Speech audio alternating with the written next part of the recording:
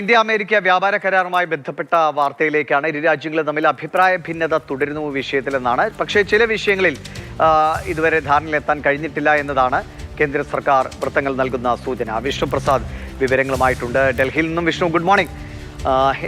ഏതൊക്കെ വിഷയങ്ങളിലാണ് ഇപ്പോൾ ഇരു രാജ്യങ്ങളും തമ്മിലൊരു അഭിപ്രായ ഭിന്നത നിലനിൽക്കുന്നത്?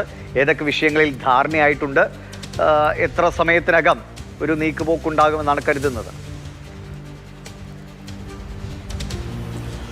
Good morning. എന്തായാലും അമേരിക്കയും ഇന്ത്യയും തമ്മിലുള്ള വ്യാപാര കരാർ യാഥാർത്ഥ്യമാകുന്നതോടുകൂടി രാജ്യത്ത് നിന്നുള്ള കയറ്റുമതിക്ക് വലിയ മുന്നേറ്റം ലഭിക്കും, അല്ലെങ്കിൽ വലിയ പിന്തുണ ലഭിക്കുമെന്നാണ് എല്ലാവരും പ്രതീക്ഷിക്കുന്നത്. അതുമായി ബന്ധപ്പെട്ട ഒരു അപ്ഡേറ്റ് ആണ് ഇപ്പോൾ എന്തായാലും കേന്ദ്ര വാണിജ്യ മന്ത്രാലയം പുറത്തുവിട്ടിരിക്കുന്നത്. അതിൽ നിലവിലെ കണക്ക് പ്രകാരം സെക്ഷൻ 301 അമേരിക്കൻ ട്രേഡ് ചട്ടങ്ങളുടെ 301 സെക്ഷൻ പ്രകാരം അമേരിക്കയ്ക്ക് അധിക തീരുവ പുറപ്പെടുവിക്കാൻ, അല്ലെങ്കിൽ അധിക തീരുവ ചുമത്താനുള്ള ഒരു അധികാരമുണ്ട്.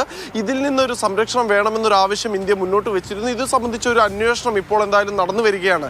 ഇതിൻ്റെ റിപ്പോർട്ട് ഈ മാസം 24-ാം തീയതിയോ അല്ലെങ്കിൽ ഈ മാസം അവസാനത്തോടു കൂടിയോ പുറത്തു വരുമെന്നാണ് ഇപ്പോൾ കേന്ദ്ര വാണിജ്യ മന്ത്രാലയം പ്രതികരിക്കുന്നത്. ഇത് യാഥാർത്ഥ്യമായാൽ നിലവിൽ ഇന്ത്യക്ക് മേൽ ചുമത്തുന്ന 12.5% എന്നത് 10% കുറഞ്ഞേക്കാം. അതായത് നമ്മൾ ഇവിടെ നിന്ന് കയറ്റുമതി ചെയ്യുന്ന വസ്തുക്കൾക്ക് 12.5% വരെ നികുതി ഈടാക്കുന്ന, അധിക നികുതി ഈടാക്കുന്ന സാഹചര്യത്തിൽ അത് 10% കുറഞ്ഞേക്കാം എന്നാണ് പറയുന്നത്. പക്ഷേ ഇപ്പോഴും ചില കാര്യങ്ങളിൽ ഇന്ത്യയും അമേരിക്കയും തമ്മിലൊരു ധാരണയിലെത്താൻ സാധിച്ചിട്ടില്ല എന്നതാണ് പ്രധാനപ്പെട്ട കാര്യം. നേരത്തെ സൂചിപ്പിച്ചതുപോലെ ഈ അധിക തീരുവ കുറയ്ക്കുന്ന കാര്യത്തിൽ വാഷിംഗ്ടണുമായുള്ള ചർച്ച അത്ര സുഗമമായിട്ടല്ല മുന്നോട്ട് പോകുന്നത് എന്നും വാണിജ്യകാര്യ മന്ത്രാലയം വ്യക്തമാക്കുന്നുണ്ട്. അതോടൊപ്പം തന്നെ ഇന്ത്യൻ വിപണിയിലേക്ക് അമേരിക്കൻ കാർഷിക ഉൽപ്പന്നങ്ങൾ ഇറക്കുമതി ചെയ്യുന്നതുമായി ബന്ധപ്പെട്ടുകൊണ്ടുള്ള ചില ചർച്ചകളാണ്.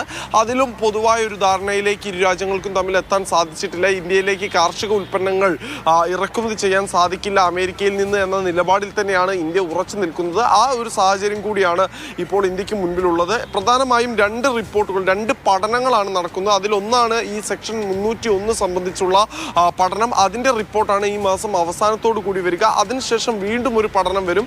അതിന് ഏകദേശം 6 ആഴ്ച വരെ സമയം വേണ്ടി വരും. അതിനും ശേഷമായിരിക്കും ഈ കരാർ പൂർണ്ണ തോതിൽ പ്രാവർത്തികമാക്കുന്നത്, അല്ലെങ്കിൽ അതിൽ ഒപ്പുവെക്കുന്നത് സംബന്ധിച്ച ഒരു അന്തിമ തീരുമാനം ഉണ്ടാവുക എന്നും കേന്ദ്ര വാണിജ്യ മന്ത്രാലയത്തിന്റെ സെക്രട്ടറി തന്നെ വ്യക്തമാക്കുകയും ചെയ്തിട്ടുണ്ട്. നമുക്കറിയാവുന്നതുപോലെ ഈ ജൂൺ 9-ാം തീയതി മുതലാണ് ഇതുമായി ബന്ധപ്പെട്ട പ്രാരംഭ ചർച്ചകൾ, സെക്ഷൻ 301 ബന്ധപ്പെട്ട പ്രാരംഭ ചർച്ചകൾ തുടങ്ങിയത്.